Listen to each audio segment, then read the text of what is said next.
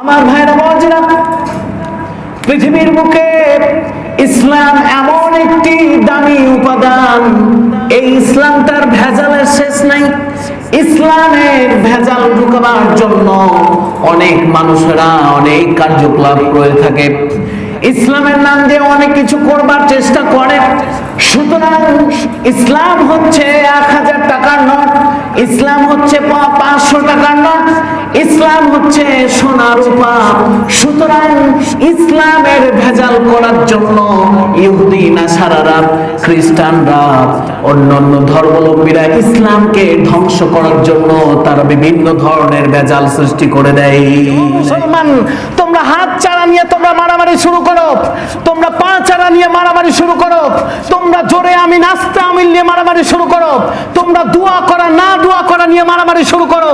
আর আমরা ইহুদিরা দেখি, আমরা টুকুর টুকুর দেখবো এবং আমরা মজা লুটবো এবং তোমাদের ঈমানকে আমরা ধ্বংস করে দিব। ছোট বলুন ঠিক কিনা? আমার ভাইরা বাবাজিরা, একটু লক্ষ্য করলে বুঝতে পারবেন।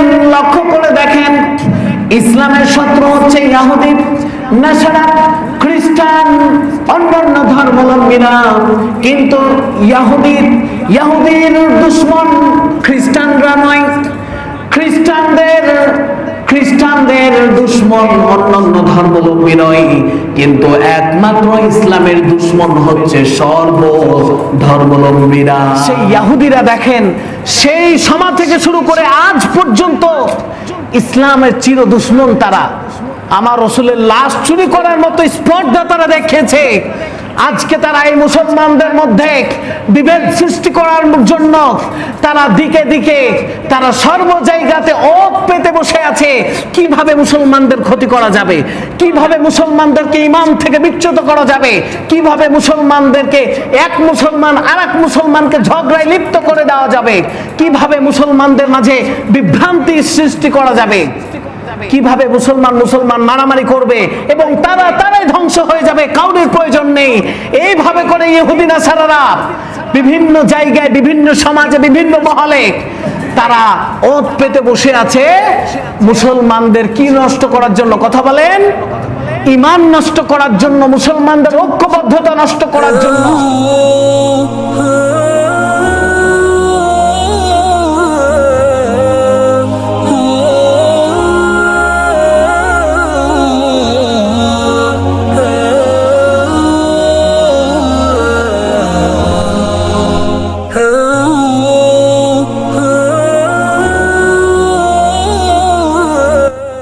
পুরী টিভি ইসলাম প্রচারে একটি অন্যতম চ্যানেলটি অবশ্যই সাবস্ক্রাইব করুন, ইসলাম প্রচারের কাজে সহযোগিতা করুন। আসসালামু আলাইকুম ওয়া রাহমাতুল্লাহি ওয়া বারাকাতুহু।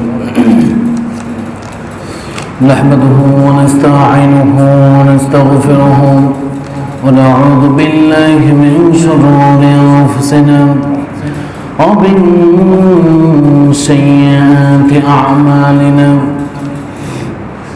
من يهد الله فلا مضل له ومن يضلل فلا هادي له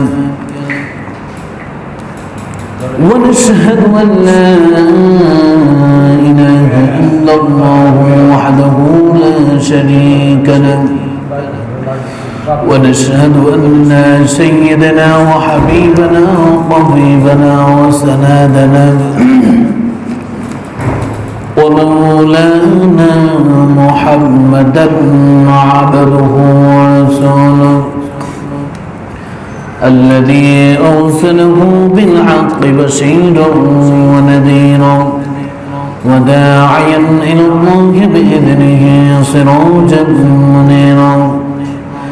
فقد قال الله تعالى في كلامه المجيد فرقانه الحميد: أعوذ بالله من الشيطان الرجيم. بسم الله الرحمن الرحيم. إنك لعلى خلق عظيم.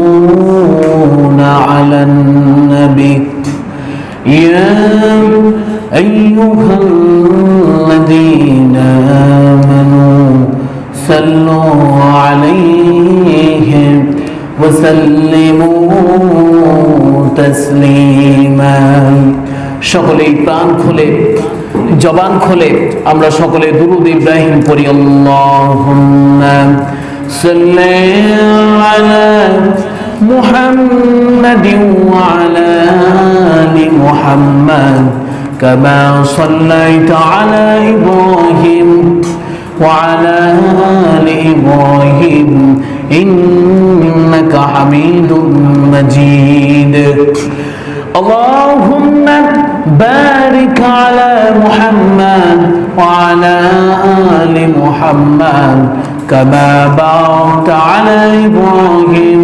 وعلى آل إبراهيم إنك حميد مجيد সমস্ত প্রশংসা সেই মহান রব্বুল আলামিনের দরবারে। বসেন, সময় দেব। যেই মহান আল্লাহ রাব্বুল আলামিন আমাদেরকে এই দুনিয়ার মধ্যে অসংখ্য বান্দাদের মধ্য থেকে আমাদেরকে সুস্থ শরীরে আমাদেরকে ছাঁটাই বাছাই করে এই মসজিদে জুমার মসজিদে আসার এবং বসার তৌফিক এনায়েত করেছেন। এই জন্য সেই মহান মনিব, সেই মহান প্রভু, সেই মহান আল্লাহ রাব্বুল আলামিনের দরবারে আমরা সকলে বিনীত চিত্তে একবার শুকরিয়া জ্ঞাপন করি। সকলে জোরে সোরে পড়ি আলহামদুলিল্লাহ। এর সাথে সাথে লক্ষ কোটি দুরূদ বর্ষিত হোক আপনার নবী, আমার নবী, সারা বিশ্ব জাহানের নবী, সাইয়্যিদুল মুরসালিন, খাতামুন নাবিয়্যিন, সমস্ত নবিকুলের সর্দার, যিনার সম্মান আল্লাহ তাআলা আকাশ চুম্বি তিনি তার সম্মানকে বাড়িয়ে দিয়েছেন। যেই মহান মানবের জন্য আমরা গর্ববোধ করি, আমরা নিজেকে ধন্য মনে করি, আমাদের কপাল খুলেছে, আমাদের ভাগ্য ভালো, এই জন্য আমরা শেষ নবীর উম্মত হতে পেরেছি। অনেকেই বলে যে আমার ভাগ্য খারাপ। আমরা বলি আপনার আমার ভাগ্য খারাপ নয়। আপনার আমার ভাগ্য যদি খারাপ হতো তাহলে শেষ নবীর উম্মত করে আল্লাহ তাআলা আপনাকে আমাকে সৃষ্টি করতেন না। যেন বলুন সুবহানাল্লাহ। আপনার আমার কপাল, আপনার আমার ভাগ্য, আপনার আমার এই নসিব, এই তকদির ভালো, খুবই ভালো। এই জন্য আল্লাহ তাআলা আমাদেরকে শেষ নবীর উম্মত করে পৃথিবীর বুকে পাঠিয়েছেন। শেষ নবীর উম্মত হিসেবে এই পৃথিবীর বুকে আমাদেরকে সৃষ্টি করেছেন। এই জন্য আমাদের ভাগ্য খুবই ভালো। এই জন্য সে মহান মুনিব, যে আল্লাহ তাআলা আমাদেরকে আমার রাসূল এর মতো একজন নবী আমাদেরকে উপহার দিয়েছেন, সেই নবীর উপরে আমরা সকলে জোরে সোরে একবার দুরূদ পড়ি। আমরা সকলে জোরে সোরে পড়ি সাল্লাল্লাহু আলাইহি ওয়াসাল্লাম। সম্মানিত প্রিয় উপস্থিতি, আজকের আলোচনার বিষয়বস্তু হচ্ছে ইহুদিদের চক্রান্ত ইসলামকে ধ্বংস করার বিষয় সম্পর্কে আজকে আলোচনা করব। ইহুদিদের চক্রান্ত এবং ইসলামকে ধ্বংস করার পরিকল্পনা সম্পর্কে আজকে আলোচনা করব। ওমা তৌফিকি ইল্লা বিল্লাহ। আমার ভাইরা বাবাজিরা, সম্মানিত পেয়ারা হাজিরিন, ইসলামটা আল্লাহ তাআলা এমন ভাবে পরিপাটি করে সাজিয়েছেন, ইসলামটাই এমন একটি উপাদান যেমন পৃথিবীর বুকে সবচাইতে আমরা দাম দিই সোনার দাম দিই না, বলেন সোনার দাম দিই কিনা? এরপরে 1000 টাকার নোট দেখেন, সোনার কোনোদিন ভেজাল, আপনি লবণের সহজে ভেজাল কি অত সহজে করতে চাই সব বলেন, লবণ লবণ। হ্যাঁ, তো দেখেন সবচেয়ে ভেজাল কিসের পাওয়া যায় বলেন তো, কিসের পাওয়া যায়? সোনার ভেজাল পাওয়া যায় না বলেন? সবচেয়ে ভেজাল পাওয়া যায় বেশি সোনার। আর টাকার মধ্যে কিসের ভেজাল বেশি পাওয়া যায়? কিসের? 1500 টাকার ভেজাল পাওয়া যায়, অর্থাৎ জাল নোট পাওয়া যায়। 2 টাকার জাল নোট কোনোদিন দেখেছেন? দেখেছেন? 5 টাকা 10 টাকার জাল নোট কোনোদিন আছে কি?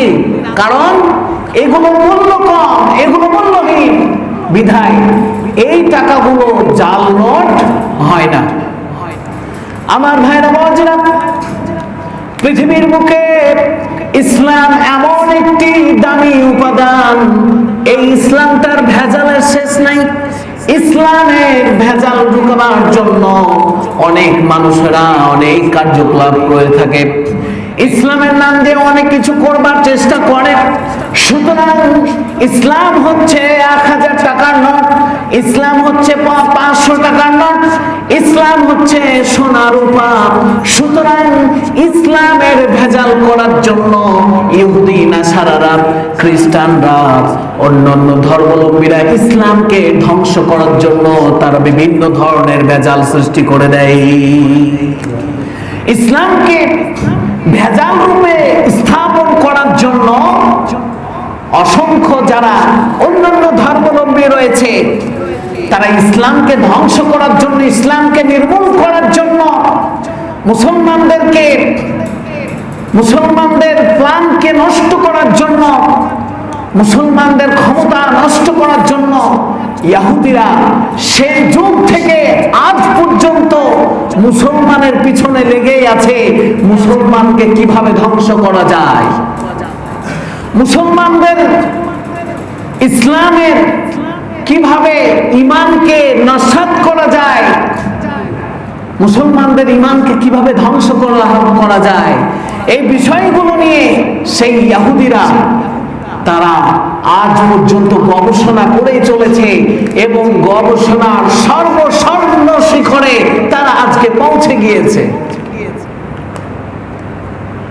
আমার ভাইরা বোনেরা, একটু লক্ষ্য করলে বুঝতে পারবেন, লক্ষ্য করে দেখেন, ইসলামের শত্রু হচ্ছে ইহুদি, নাসারা, খ্রিস্টান, অন্যান্য ধর্মাবলম্বীরা। কিন্তু ইহুদির দুশমন খ্রিস্টানরা নয়, খ্রিস্টানদের দুশমন অন্যান্য ধর্মাবলম্বী নয়, কিন্তু একমাত্র ইসলামের দুশমন হচ্ছে সর্ব ধর্মাবলম্বীরা।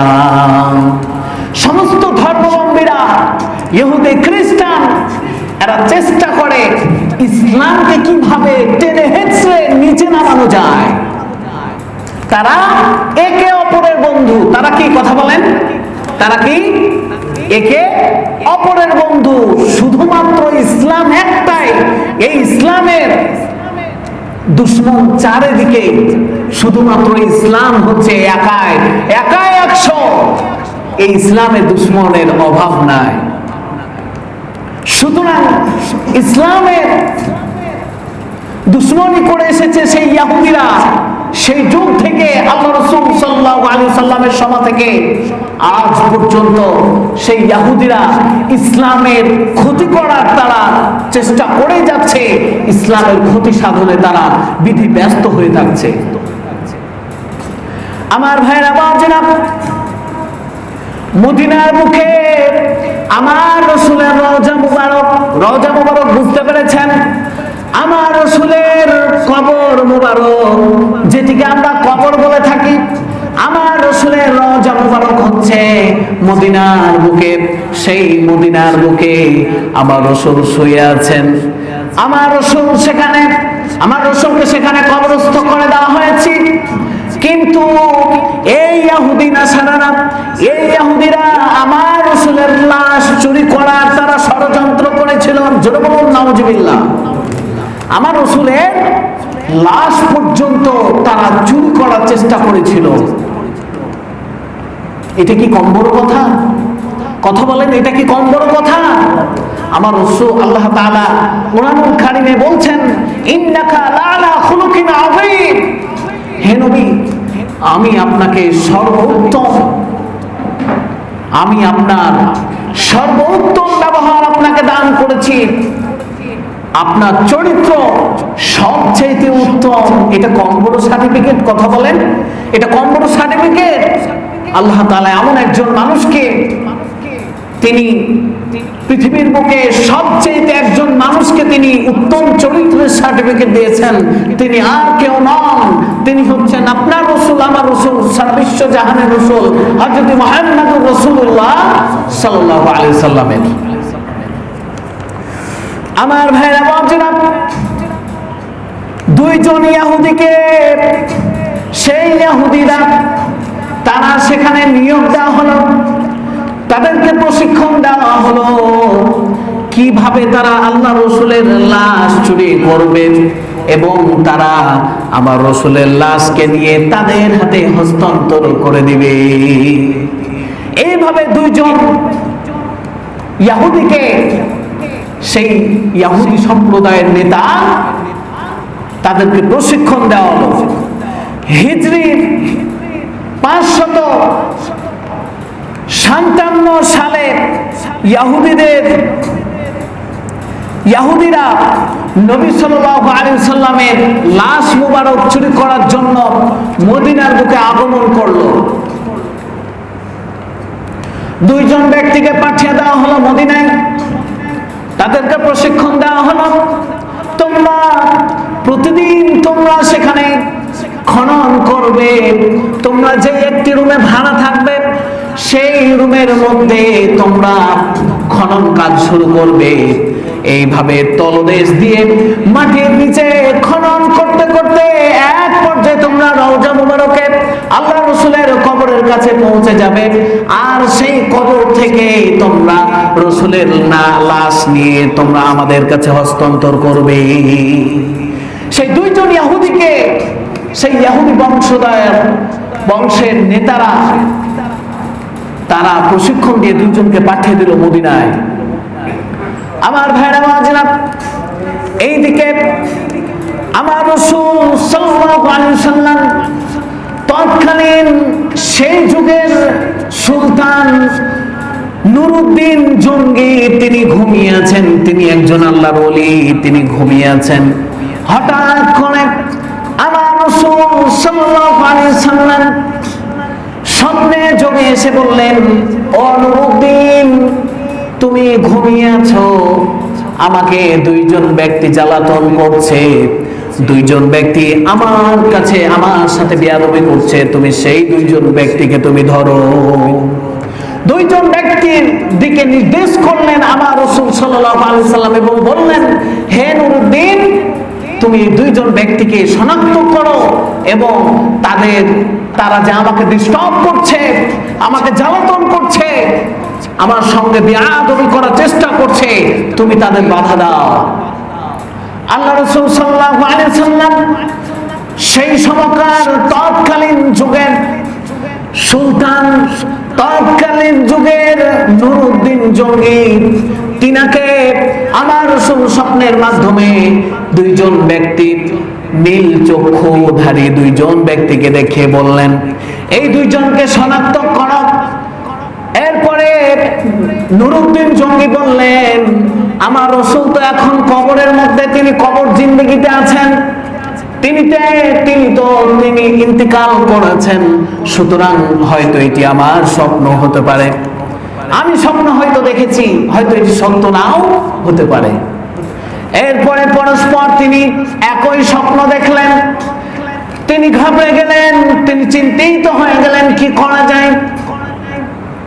তিনি আশ্চর্য হয়ে গেলেন, অবশ্যই আমার রাসূলের সঙ্গে কেউ বেয়াদবি করতে এসেছে।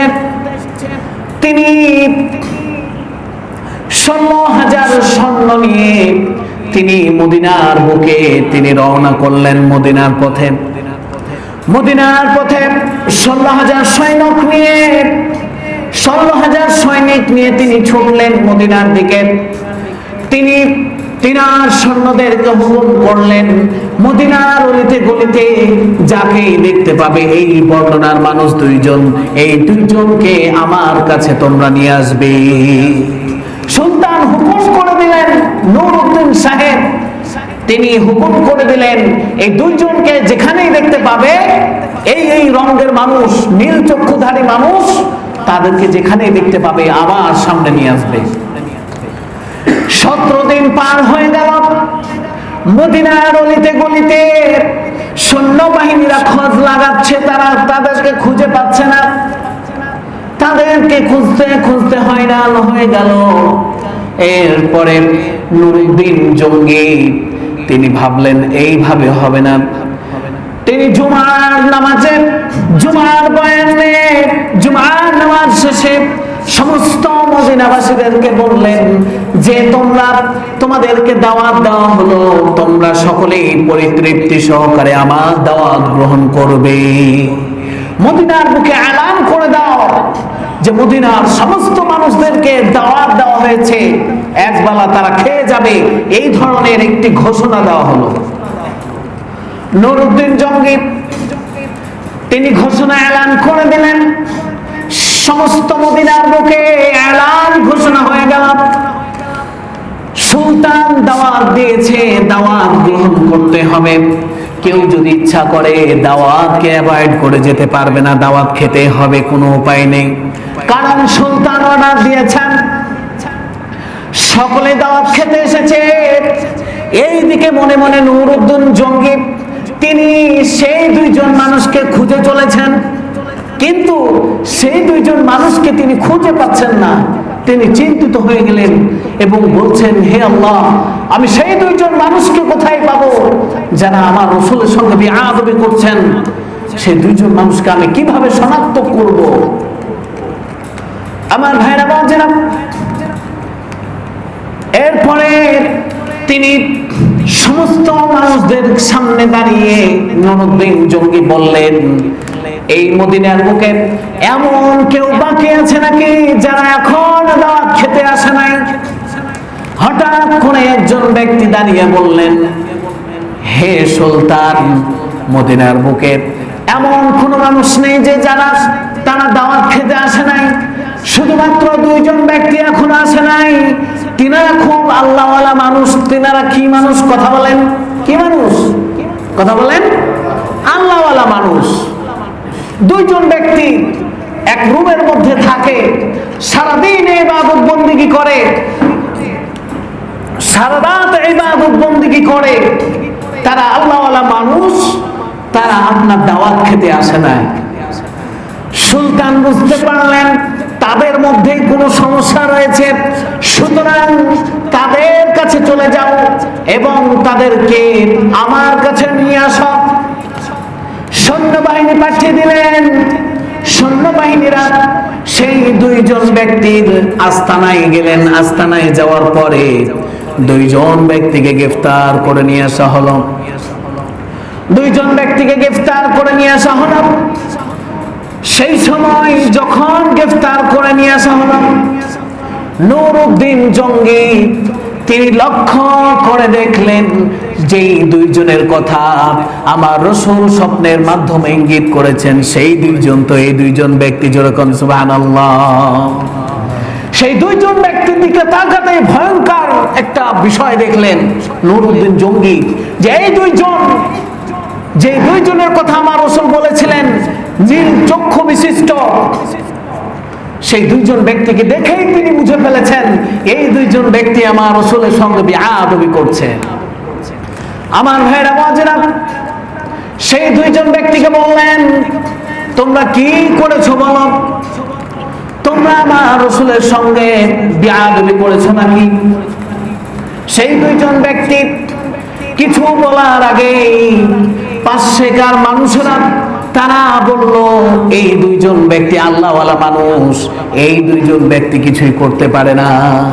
নুরউদ্দিন জঙ্গি বললেন, তোমরা থামো, আমি জানি আমার রাসূলের বর্ণনা অনুযায়ী এই দুইজন ব্যক্তি আমার রাসূলের সঙ্গে বেয়াদবি করছেন, সুতরাং তাদেরকে আমি ছাড় দেব না। নুরউদ্দিন জঙ্গি বললেন, এই দুইজনকে এখানে আটকে রাখো, তাদেরকে গ্রেফতার করে এখানে আটকে রাখো, তাদের আস্তানা গিয়ে খুঁজে দেখতে হবে তারা কি করছে। তাদের রুমের মধ্যে সৈন্যবাহিনী নিয়ে নূর উদ্দিন জঙ্গি তিনি তাদের আস্তানায় চলে গেলেন কিছু সৈন্যবাহিনীদেরকে নিয়ে সেখানে চলে যাওয়ার পরে তিনি সেখানে খোঁজ করলেন তারা কি করে। দেখা যাচ্ছে সেই রুমের মধ্যে একটি জায়নামাজ পাড়া আছে, সেই জায়নামাজে তারা ইবাদত বন্দেগী করে। নূর উদ্দিন জঙ্গি সেখানে কিছুই পেলেন না, সেখানে দেখছে শুধুমাত্র একটি জায়নামাজ। সেনাবাহিনীদেরকে হুকুম করলেন জায়নামাজ তুলে ফেলে দাও। জায়নামাজ তুলে ফেলে দেওয়া হলো। জায়নামাজের নিচে একটি চাটাই পাড়া আছে, সেই চাটাইকে তোলার হুকুম দেওয়া হলো। সেই চাটাই উঠিয়ে দেওয়ার পরে দেখে সেই চাটাইয়ের নিচে সুড়ঙ্গ খুঁড়তে সেই সুড়ঙ্গটি আমার রাসূলের রওজা মুবারকের দিকে গেছে। জোরে বলুন নাউজুবিল্লাহ। সম্মানিত প্রিয় উপস্থিতি, সেই দুইজন ব্যক্তি সেই ঘরের মধ্যে সারা দিনমান খনন কাজে ব্যস্ত থাকে। আমার রাসূলের কি চুরি করার জন্য? কথা বলেন, লাশ চুরি করার জন্য। সেই দুইজন ব্যক্তি কি কথা বলেন? কি ইহুদি। আমার রাসূলের লাশ চুরি করার জন্য তারা সেখানে খনন কাজ দিনের সারা দিনমান ধরে তারা এই কাজগুলো করেই যেত। আমার ভাইরা বাজেনা, এই গর্ত দেখে, এই সুড়ঙ্গ পথ দেখে নূর উদ্দিন জঙ্গি আর নিজেকে কন্ট্রোল করতে পারলেন না। তিনি ক্রোধে, তিনি রাগে, তিনি থরথর করে কাঁপতে লেগেছেন। সঙ্গে সঙ্গে তিনি রাজপ্রাসাদে ফিরে আসলেন। রাজপ্রাসাদে ফিরে আসার পরে সেই দুইজনকে রক্তচক্ষু নিয়ে বলে, এই বিয়াদব গোষ্ঠী, তোমরা কি করেছো বলো? কতদিন যাবত তোমরা খনন কাজে ব্যস্ত আছো? তাদেরকে জোরে যখন ধমক দেওয়া হয়েছে, তারা দেখলো সামনে বিপদ আছে, আমরা যদি না মুখ খুলি সামনে বিপদ হতে পারে। তারা এই মনে করে তারা মুখ খুলল এবং বলল, আমরা 3 বছর ধরে এই খনন কাজে ব্যস্ত আছি। 3 বছর ধরে আমরা খনন কাজ করছি। আমাদেরকে আমাদের ইহুদি নাসারারা, আমার নেতারা আমাদেরকে হুকুম দিয়েছে, আমরা যদি এই লাশ তাদেরকে দিতে পারি আমাকে বড় টাকা পয়সা দেওয়া হবে, বড় কিছু আমাদেরকে উপহার দেওয়া হবে, বেশি আমাদেরকে অর্থকড়ি দেওয়া হবে। এই জন্য আমরা এই লাশটি চুরি করে আমরা আমাদের ইহুদি বংশকে আমরা উপহার দিব। এইভাবে করে নূর উদ্দিন জঙ্গিকে যখন উপস্থাপন করা হলো, তিনি আরো রাগে তিনি থরথর করে কাঁপতে লাগলেন এবং বললেন, খামোশ, তোমরা যে বেয়াদবির স্পর্ধা দেখিয়েছো, তোমাদেরকে কি শাস্তি দেব তোমরা পরিকল্পনায় করতে পারবে না। আমার ভাইরা বাজেরা, সেই দুইজন ব্যক্তিকে বলা হলো, তোমরা কিভাবে খনন কাজ করেছো? তারা বর্ণনা করতে লাগলো, আমরা খনন কাজ যখন করছিলাম, আমার রসুলের যখন রওজা মুবারকে আমরা আর কিছুদিন খুললেই খনন কাজ করলে আবার রসুলের লাশ আমরা চুরি করতে বা সাধ্য অর্জন করব। সেই সময় আমরা দেখলাম, যখনই আমরা আর খনন কাজ করতে যাই, তখনই মনে হচ্ছে মাটি ভূমিকম্প শুরু হয়ে গেল, আকাশ বাতাস ঝড় শুরু হয়ে গেল। আমরা ভয়ে থরথর করে কেঁপে আমরা সেই গুহা থেকে বেরিয়ে চলে আসি। পরের দিন যখন আমরা গেলাম, আবার খনন কাজ শুরু করতে গেলাম, আবার ভূমিকম্প শুরু হলো, আবার পালিয়ে আসলাম, আবার গেলাম, পরের দিন আবার গেলাম, আবার খনন কাজ করতে গেলাম, আবার ভূমিকম্প শুরু হলো।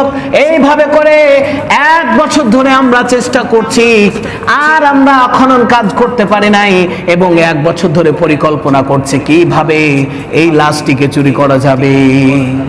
1 বছর ধরে আমরা পরিকল্পনা করছি যে এই লাশটিকে কিভাবে আমরা চুরি করব, কিন্তু 1 বছর ধরে আমরা যতই খনন কাজ করতে যাই, এই মাটি থরথর করে কাঁপতে লাগে, ভূমিকম্প শুরু হয়ে যায়, আকাশ বাতাস থরথর করে কাঁপতে লাগে।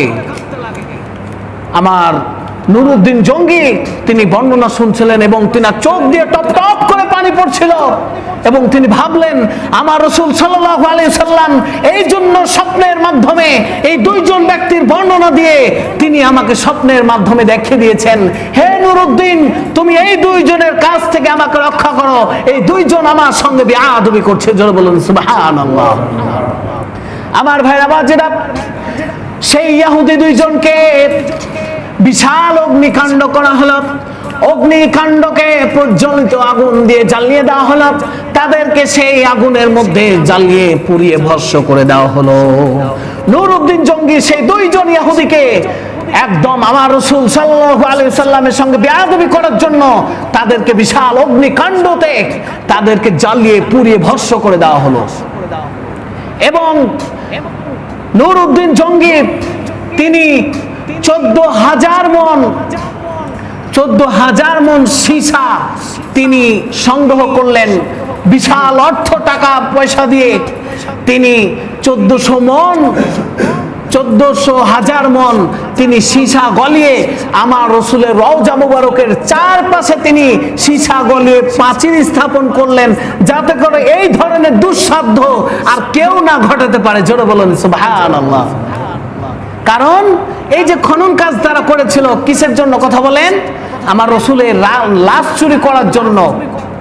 তাহলে সেই ইহুদিরা দেখেন সেই সময় থেকে শুরু করে আজ পর্যন্ত ইসলামের চির দুশমন তারা।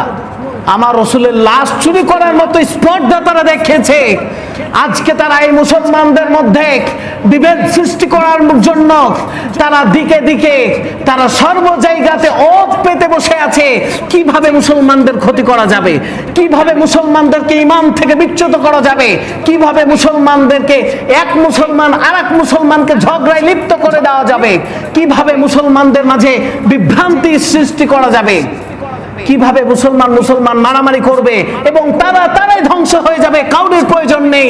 এইভাবে করে ইহুদি নাসারারা বিভিন্ন জায়গায়, বিভিন্ন সমাজে, বিভিন্ন মহলে তারা ওত পেতে বসে আছে মুসলমানদের কি নষ্ট করার জন্য কথা বলেন?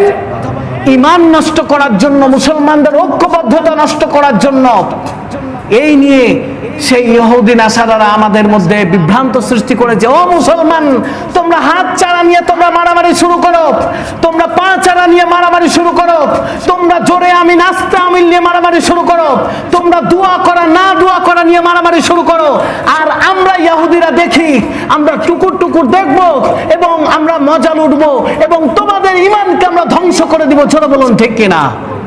সম্মানিত প্রিয় উপস্থিতি, এই জন্য আমাদের এই হাত ছাড়া, আমাদের আস্তে আমিন জোরে আমিন বলা, আমাদের দোয়া করা না দোয়া করা, এই বিষয়গুলো নিয়ে বাড়াবাড়ি করা, এই বিষয়গুলো নিয়ে কাজ্জা ফেসাদ করা, এই বিষয়গুলো নিয়ে আমাদের মাঝে বিভ্রান্তকর বিষয়গুলো তুলে ধরা, এইগুলা বোকামি ছাড়া আর কিছু হতে পারে না। সম্মানিত প্রিয় উপস্থিতি, আমাদের নামাজ এক না কথা বলেন? ফজরের নামাজ 2 রাকাত ফরজ, জোহরের নামাজ 4 রাকাত ফরজ, আসরের নামাজ কথা বলেন 4 রাকাত ফরজ, মাগরিবের নামাজ 3 রাকাত ফরজ, এশারের নামাজ 4 রাকাত ফরজ। কোনো দ্বিধাদ্বন্দ্ব আছে কথা বলেন? কোনো সমস্যা আছে? তাহলে ফরজ বিষয়গুলোতে আমাদের সমস্যা নাই। সামান্য সুন্নাত, সামান্য নফল, সামান্য বিষয়গুলো নিয়ে আমাদের মধ্যে ত্রুটি বিচ্যুতি হতেই পারে। সুতরাং এই বিষয়গুলো নিয়ে নেংটি মেরে, এই বিষয়গুলো নিয়ে মারামারি করা, এই বিষয়গুলো নিয়ে মসজিদ ভাগাভাগি করা, এই বিষয়গুলো নিয়ে এক মসজিদ থেকে অন্য মসজিদে নামাজ পড়া, এইগুলো মুসলমানের কার্যক্রম হতে পারে? কথা বলা হতে পারে? সম্মানিত প্রিয় উপস্থিতি, আসুন মুসলমানদের মধ্যে বিভেদ সৃষ্টি করার জন্য শুধু ইহুদিরা নয়, ইহুদি খ্রিস্টান যতগুলো অন্যান্য ধর্মাবলম্বী রয়েছে সবাই কিন্তু মুসলমানকে নষ্ট করার জন্য, মুসলমানদেরকে বিভেদ সৃষ্টি করার জন্য তারা ঐক্যবদ্ধভাবে কাজ করছে। কিন্তু আমরা মুসলমানেরাই শুধুমাত্র বিভেদ সৃষ্টি করেছি। এজন্য আসুন আমরা এই সমস্ত গর্হিত কাজ থেকে বেরিয়ে এসে আসল ইসলামটাকে সকলে কাঁধে কাঁধ রেখে, সকলে ঐক্যবদ্ধ হয়ে আসল ইসলাম থেকে আঁকড়ে বাঁচার আল্লাহ তাআলা আমাদেরকে তৌফিক দান করুন। সকলে পড়ি আল্লাহুম্মা আমিন। আমরা যারা সুন্নাত নামাজ পড়েনি তারা সকলে সুন্নাত নামাজ পড়েন ইনশাআল্লাহ।